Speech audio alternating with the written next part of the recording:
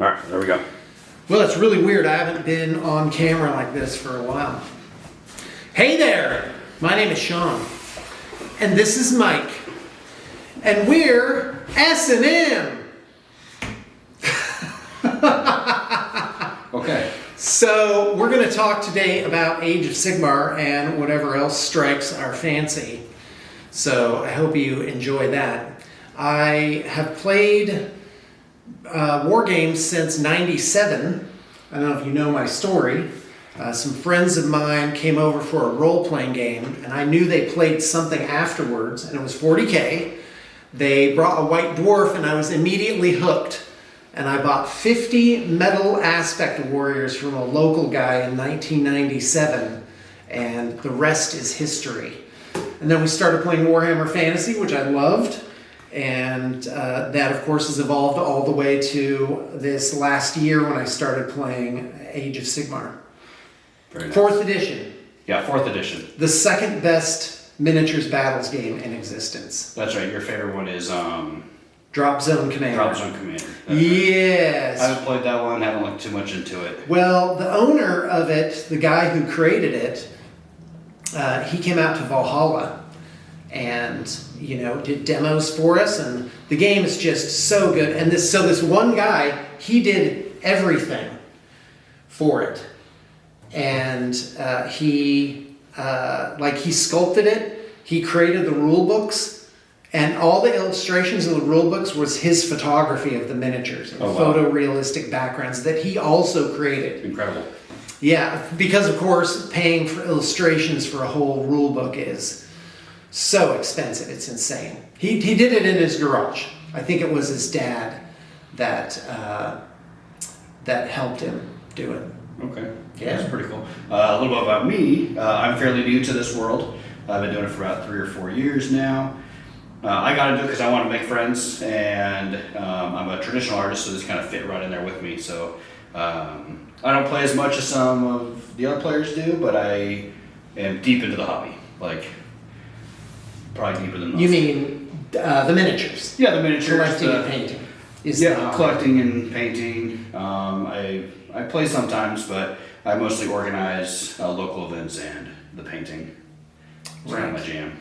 Well, you're doing a really good job. And you're part of... Oh, boy. Who didn't turn their phone off beforehand? Jeez. Hold on, I'm doing it. The more you spend with Shawn, the more you get used to that. What, my unprofessionalism? No, just the phone. You're a busy guy. The phone? Well, yeah, it's interesting. Because my profession, blue table painting, plug, I own a miniatures painting company. And I'm just kind of always on deck for clients. All right, anyway, but I can turn my ringer off for 20 minutes. So I get to Oregon, and we're in the Rogue Valley right now, by the way, which is Southern Oregon. And I grew up here. First 30 years, graduated college and high school and college here, and actually opened the first game shop in Medford in 1998. Wow. And yeah, the news came out to cover it. Nobody knew what it was. It actually started because my friends and I were playing Warhammer, and we were doing it at my house because there wasn't a game store. It didn't occur to anybody there should be a gaming area inside of the store.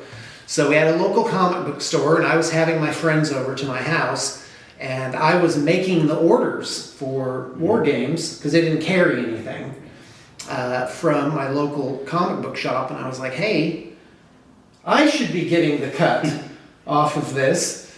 And so I called Games Workshop and I was like, hey, I want to start an account. And they said, well, where's your storefront? And I said, oh. By the time they finished with me, I was like, all right, I'll get your storefront. And so there's more to that story, but I don't want to belabor it. Yeah, for sure. So what else?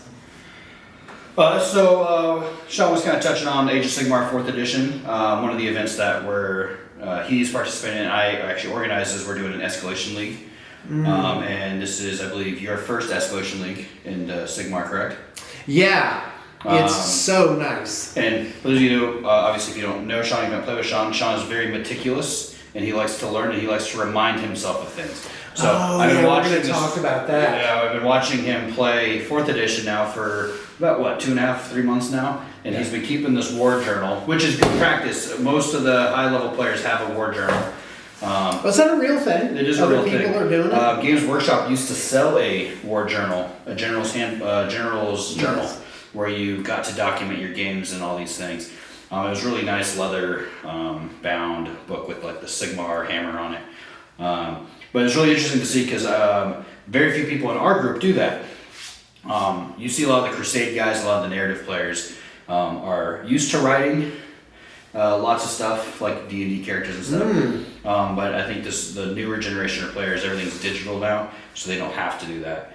But there's something about pen and paper to me that I'm really more closely attuned to using. But I'd like to kind of discuss kind of like your experience in the Escalation League that we're in. Kind of talk about your models, how they've played, what you expected them to play, how they've worked out for you. Just kind of a quick rundown, and then maybe talk about some of like your future plans with Sigmar in general. I don't know. That seems like good talking points. Well, we're at Age of Sigmar 4th edition, and of course before that it was Warhammer Fantasy. So I remember the ancient times in 2015. They did away with Warhammer Fantasy. That was a big deal. They came out with indexes where you could play everything on square bases, and but it was a skirmish game now. And so I've only collectively for the 3 editions of Age of Sigmar, I've only played 3 games. And for 4th edition, I've played 10 games so far. Nice. All documented in here. Well, actually, they're not all documented. It starts with game 5, which was on February 25th of this year. But I can say I have seen not only your points, but your games have gotten more consistent and much better played since using your battle journal. So there might be something to this. So players, if you want to learn to get better and learn from mistakes, this isn't a bad way to kind of improve on continually making the same mistakes. Because I make the same mistake every time. I always forget about triggers and auras and things that happen with my army. Right. So what I love about 4th edition is that it's very structured. So like your units have actions they can take, and it tells you when to do them. So there's no ambiguousness about it. It's like you do all your ranged, your opponent can do ranged reactions, and it just goes down the line. It's very specific. So my goal was to play a game where I didn't make any mistakes. And that's where you should start. I attend a lot of groups online, and it's beginning player. What should I include in my army? And I think that's a great place to start, but what you should really be doing is actually playing some games. yes. Don't try and build a 2,000 point army and get it all painted and then play your first game. Build a 500 point army or a 750 army and just get in some practice games on a smaller map and get in as many as you can. And by the time you're done with that, then you'll know.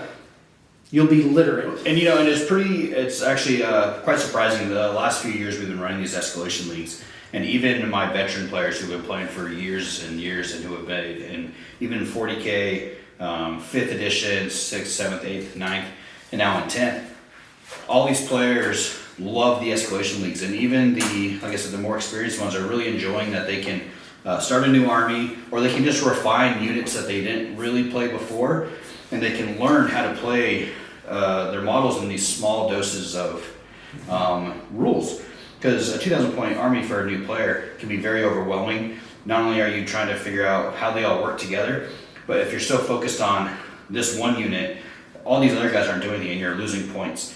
And I always recommend that people try to join local escalation leagues, or even just find someone who's willing to do, even if it's not a league, find someone who's in your same, in your area, and find someone who's willing to do an escalation system with you, even if it's just you and one other player, where every couple weeks or every month you guys are meeting up and playing a bigger game each time. That way you have time to learn.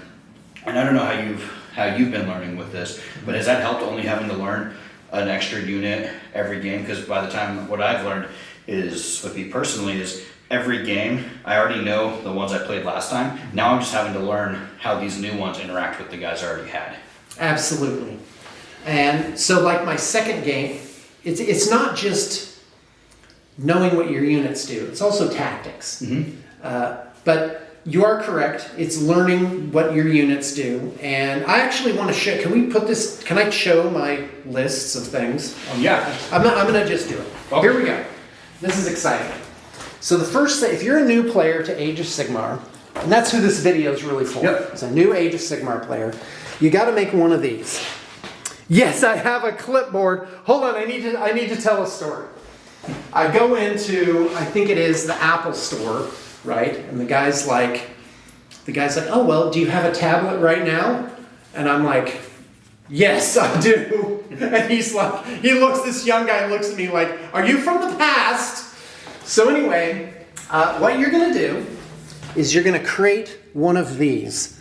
And basically you're gonna go hero phase, it's the different phases. Hero phase, move phase, charge, combat. And you're gonna write down everything you can do in that phase. And then over here I write down things for my opponent's turn. So this is currently my notes for my almost 2,000 point Stormcast army. Let me show you one for Cruel Boys. Currently the lowest ranked army in the game. So as you can see, it's a lot more, yeah, it really is a shame. It's a lot more simple and mostly combat stuff down here.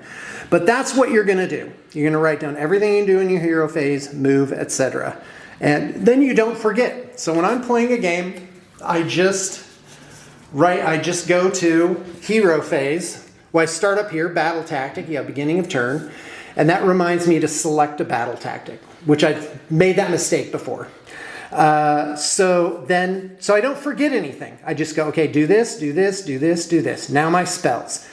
Now a pro tip is create other phases that don't exist. So for example, I have magic phase where I do all my spells because nobody can move during your hero phase. So I may as well do my spells as an entirely separate thing. So I have spell phase so I don't forget anything. And then I have what I call scouting phase, which is during deployment.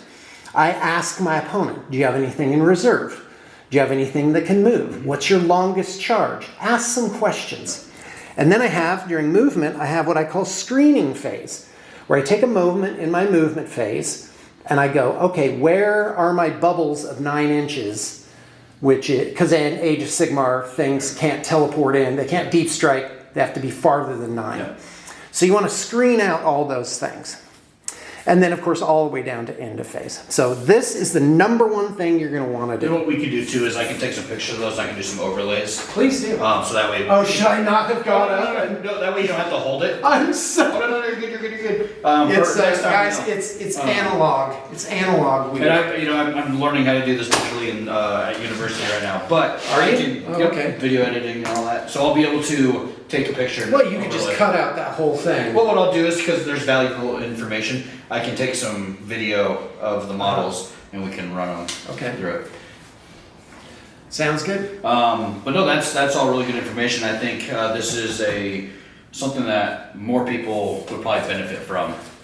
Just slowing down your game in general, because I think sometimes, and it's really easy, especially if you're in something more competitively, where people try to rush you through your turn, and that's where you miss things. Right. And unfortunately, it's a pretty dirty tactic. Are you done? What's that? No, not you right now. See, but like see, what it you worked. do. I felt rushed. So, but it is something that you're in control of. Now, don't do it on purpose and slow down your game, because that's just as rude. But take your time. Make sure you're doing everything right, because it can be the difference between winning and losing. Especially if it's in something more competitively. But we want to show some models. Yeah, well, can I just say a couple more things about this? Of course. This actually makes things go faster. Because like when it's my hero phase, I know I'm done. Mm-hmm. I get to the bottom of all 8 things and I say, okay, do you want to do something during my hero phase? And in fact, this will probably make our tournament that's coming up that I'm organizing in May. When you play in it, this will probably make that tournament much smoother for you. Oh, for me, for sure. Because otherwise you're looking at the cards or you're looking through your book and trying to find every unit and be like, okay, which things have things to do in the hero phase. I don't have that problem. No. It's already here. I got a little cheat sheet for my spells saying all their range in one go. Because like with the manifestations, it's spells where you can put a model on the board. And those, in the rule book, they split it. Yes. The part where you cast it, and then you got to flip through 3 Yep. pages and find out actually what the thing does. So you'll see some of us old timers when I play at least, I prefer the book over the app. I'll use sticky notes as bookmarks, and I'll actually put a sticky note over the part that I'm looking for. That way I know exactly where to go. That way I'm not scanning the pages. So anything that you can do to kind of smooth out your play, especially as a new player, makes life a whole lot easier. Because these games can get pretty out of control and pretty overwhelming to deal with. They can at 2,000 points, and when you're timed, Yes. you really have to be a master. And forbid you're playing a horde army where you have Right. Upwards of 200 models, and not a Stormcast where you might have 30 or 40, depending, or your monster trucks on parade, which looks like we get to see today. Oh, the monster truck army, sure. Which is a very elite army that's got maybe 10 Is it or elite? 15. I mean, there's only 10 or 15 Models models in on it? it. Yeah. So, but we'll get to that. Oh well, I only made it as an army where I saw a video where it was like, hey, what armies can you play easily? There's not much to them, and I wanted to make one of those and maybe make it available for other people to play, Yeah. kind of train new people how to do it. No, and that's a good idea too, because it is easier to teach somebody with less models. In fact, I see a lot of people teaching people to play 40K with knights, with Imperial Knights, because there's maybe one model, or one big model and 4 armigers, or just custodians are good about that too. Low model count, just like to get in there and hit. Right. But that's 40K. We're talking Sigmar today. Well, you get a new player, and you want them to have a good experience, so they stick around. Yes. And I think what happens is they run into the complicatedness of the game, and it feels unfair because they run into somebody who's played 50 games and has been paying attention. They just get manhandled by that person. So for example, in my second game, I played my Stormcast, which is mostly ranged and wizards, against a guy who was also Stormcast, who had like these fast-moving dragons and dragon knights and whatever it was. So I put all my guys in front at the limit of the deployment zone, and I was like, well, I'll start shooting and then I'll move my guys back, and that was kind of my strategy that had worked. And basically, I just got annihilated on turn 1. Why? Because I lined up all my guys within his charge ranges. So instead of being upset about it, or disgruntled, I just thought to myself, what can I learn from this? Oh, it was my mistake. In fact, wasn't that what I never asked. this journal? Was that game? Well, in part. I was like, well, to learn this game, I'm going to have to really understand. And to be fair, that was it was a short run for those dragons too, though. I believe we were playing the hot dog. Yeah, it was. So there was only like 9 or 10 or he 9 had, inches in I think, between. 14 inches. Yeah, and he only And his needed guys 12 to get moved over. 12. And he was You just can't get away immediately in from my that. face. Well, and after that, I just deployed all my guys right up against the edge and, paid attention. I was like, oh, I can start back here and then I can move forward if I need to. So I learned a lot. Mm-hmm. And, I want to go back and tell a story about back when we were, in Medford, Oregon, when there was no game shop. We played at my house. And I played High Elves. We were just getting into Warhammer Fantasy, and I played High Elves. I painted them all up, and I lost a lot. And it was commonly known after that. It was like, oh, High Elves aren't very good. Shawn picked an army that wasn't very strong. And so finally I sold them for like $100, sold them to my friend, and he kept a battle journal. And he was like, I'm going to learn this army and I'm going to understand it. And within a couple months, High Elves were known as the most powerful army because he played them well. And I think that's the big part, is every army can win. Obviously, there are some that get a little buff here and there, especially the ones that are on the box of Skaven Tide. a lot of the armies that they have new kits for, they're going to have new rules, and they might be, you know, a little bit better or maybe a little more liked by by Games Workshop and their rules. But do you think the game's not balanced? Do you no, think I think Age of actually Sigmar is much more balanced than unbalanced? some of the other. Actually, I think they're a lot more balanced than they have been in the past. I think both 10th edition 40K and 4th edition Sigmar are both really good games where they're at right now. But I think, you know, like those Skaven Gunners are nuts. Like They are for how many intrinsically points, better. and I mean, there's just not a lot out there to deal with them unless you're willing to try it. And I think that's where experience comes in. We have a couple of players who, I don't care what army they pick up, they're going to be good because they've been playing a long time. Some armies are just, they get punished easier for making a mistake, and other ones they're just a little more resilient, and they can take a beating and get punished a little better, and where it's not going to be just like, oh, you lose. But I think it's just learning how to play the army how it's designed to be played. Not every army is going to table the other opponent. Not every army is going to be good at just hogging objectives. Not every army is going to be good at everything. You have to find what that army is good at and capitalize on that. So for instance, I play Iron Jaws. They are slow, but they like to sit on objectives and they like to keep them. They hit really hard, but they move 4 inches naturally. But they do have some things that get them across the table a little quicker, depending on the battle formation you take. But they're just, I don't expect to get over there and knock anybody off the table. I expect them to come to me and I sit on objectives and fight them for them. So I've been pretty successful with them playing like that. But if I tried to go table everybody, I'd probably lose a whole lot more. And I do lose a lot because I do make a lot of dumb mistakes without keeping a journal. So I should probably learn from Shawn. Paying attention is, oh, well, thank you very much.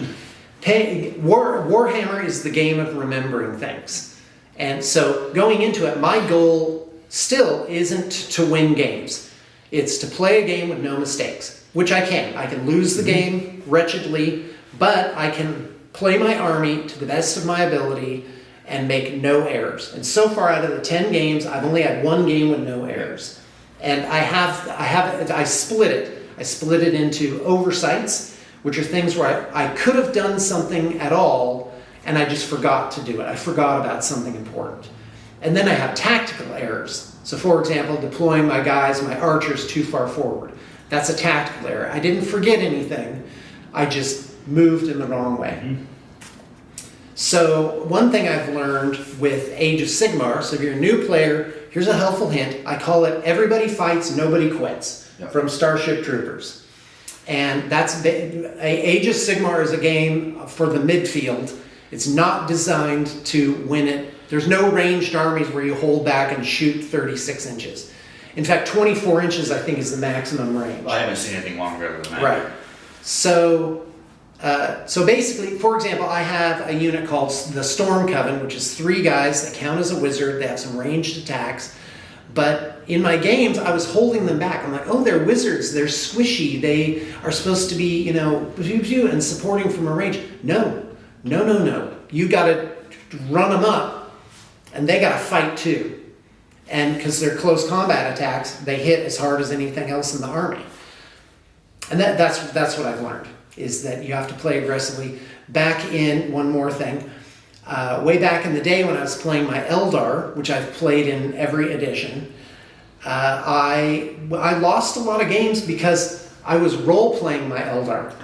Their lives were precious. None of them could die. I didn't want any of my units to die.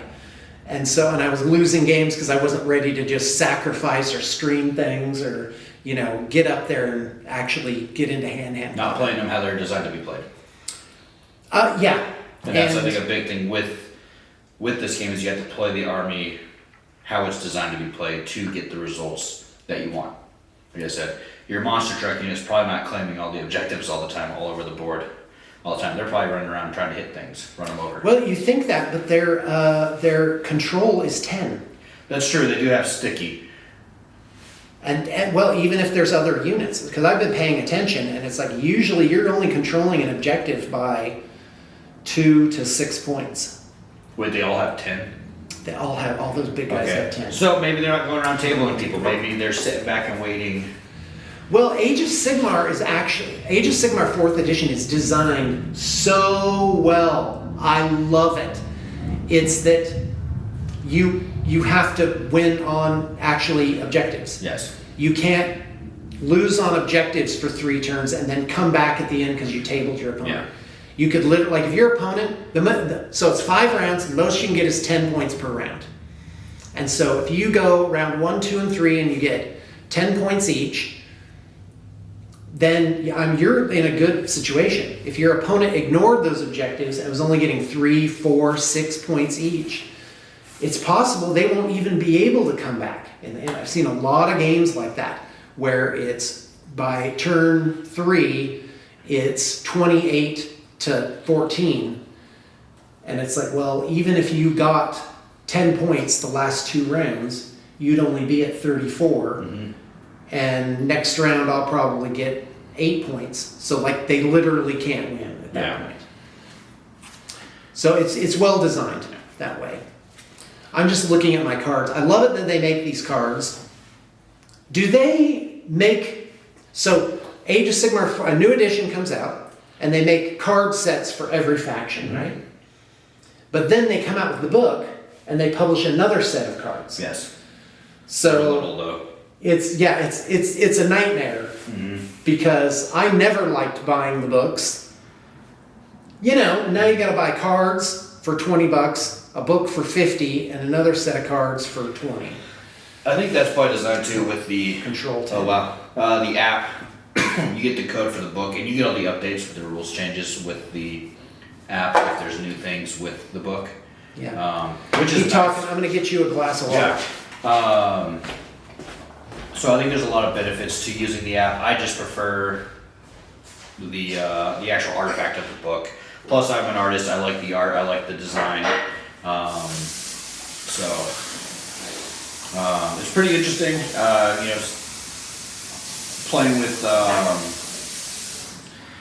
lately with Shawn. You know, when we're not busy, we both play each other about once a week. We haven't in a couple of weeks, but you know, we've both been kind of growing in this league together. You know, I started Iron Jaws, and I did the Escalation League, how it's designed, where you buy a new army, start with sprue, build it, and paint it. Unfortunately, my stuff never gets painted on time because I'm a very slow painter. You know, Shawn, on the other hand, is a machine. I am a machine. He just pumps out models left and right. Yeah, I do not have a pile of shame. He can paint an entire army in the time that it would take me to paint a guy's arm. Yes. I spend way too much time on my minis, but I like them to look nice. But one of these days I will learn how to be okay with just painting them fast. In fact, I'm actually experimenting with painting fast on my new army that I'll be taking to the tournament, which maybe we'll look at next time, which is the new Spite. Oh yeah. The new Wolves, the Wolf Riders, the new Snarl Pack Cavalry, and all those, and they're really interesting, beautiful models. Really interesting how they play. Really silly rules, and I'm a huge Goblin fan anyway. So anytime I can run goblins and hordes of them makes me happy. So in 9th edition at Arts of Bowman, my dream was to run like 300 grots. Not very feasible anymore because of the rules, but I can run a lot of Stabas and Shootas now in Sigmar, so that'll probably be, but I'll have to learn to paint fast for that, because I ain't gonna take 100 million years to paint those guys. So many goblins. One of my early commissions in 2003 was 300 goblins. Gross. It was brutal. Yeah, the color scheme was halved. They were half purple and half yellow. Ew. And that was very difficult. That's terrible. So, yeah, go ahead.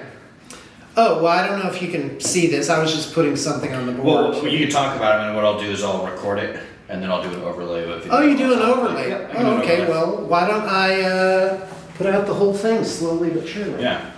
We talk about kind of maybe like what you started with. Yeah, oh yeah, actually I do want to talk about that. You got to build like how you added. So my first 500 points was the banner, the Vexilor, and he's not very good in the game. He's F tier, mm-hmm. and basically he just heals himself, which is something I just forgot every single game.